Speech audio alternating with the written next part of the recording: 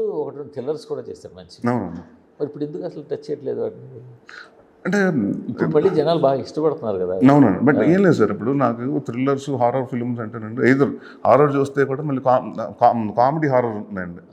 ఇప్పుడు మన స్త్రీ లాంటి సినిమా వచ్చింది చూసారండి హిందీలో.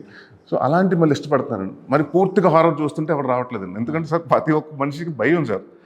చాలా మందికి హారర్ సినిమా చూడాలని మీకు చూస్తేనండి 100% ఉంటారండి, దాంట్లో 5%, 10% హారర్ ప్రిఫర్ చేస్తారు. మిగతా 70% రెగ్యులర్ అంటే మన commercial cinema or action cinema or comedy entertainment సినిమాలు చూస్తారండి.